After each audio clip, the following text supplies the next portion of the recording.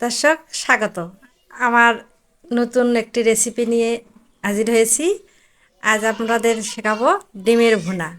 ডিমের ভুনা করতে কি কি লাগে সব প্রণালী সহ উপকরণ সহ সব শেখাবো। প্রথমে ডিমগুলোকে সেদ্ধ করে নিয়ে সেগুলোকে লবণ হলুদ দিয়ে মেখে কড়াইয়ে ছেড়ে দেব, দিয়ে ওগুলোকে লাল করে ভেজে নেব। যতক্ষণ পর্যন্ত লাল হচ্ছে ততক্ষণ পর্যন্ত ভাজতে থাকবো। ভাজা হয়ে গেছে, এখন আমরা নামিয়ে নিচ্ছি। নামিয়ে নেওয়ার পর এখন আমরা আলু দেব। আলুগুলো একটা আলুকে 4 ফালা করে নিয়ে সেগুলোকে ধুয়ে ভেজে নেব। কড়াইয়ে একটু লবণ আর হলুদ দেব। যতক্ষণ পর্যন্ত লাল হয়ে ভাজা হচ্ছে না ততক্ষণ পর্যন্ত ভাজতে থাকবো। ভাজা হয়ে গেলে একদম কড়াইয়ের মধ্যে নাড়া দেব, নাড়া দিয়ে ভাজতে থাকবো। ভাজা হয়ে যতক্ষণ পর্যন্ত ভাজা হয়ে গেছে আমাদের, লাল লাল হয়ে যাচ্ছে।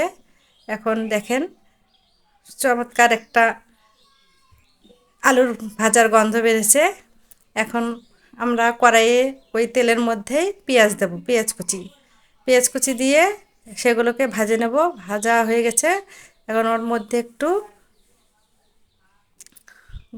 শুকনো মরিচ বাটা দিয়ে ভাজবো।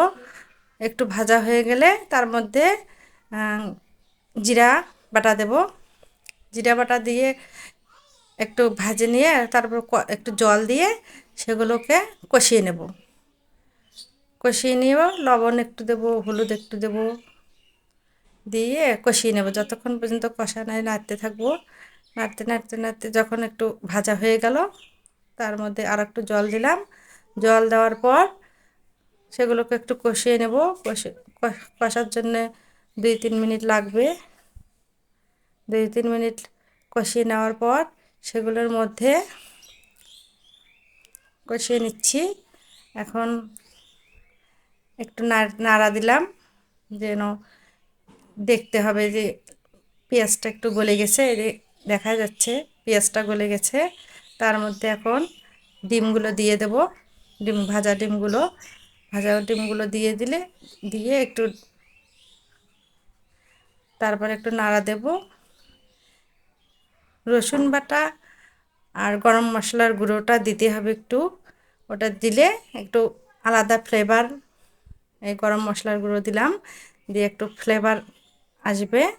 আসলে একটু গন্ধটা আরও সুন্দর হবে, খেতে খুব মজা লাগবে। আমার মেয়েরা ডিমের ভুনা খেতে খুব পছন্দ করে, তাই আমি আজকে ডিমের ভুনা করে রান্না করলাম। এটা একটা আমাকে যতক্ষণ পর্যন্ত হয়ে যাচ্ছে না ততক্ষণ পর্যন্ত নাড়াচাড়া করবো। নাড়াচাড়া করে নামিয়ে নেব এবং গরম গরম পরিবেশন করব।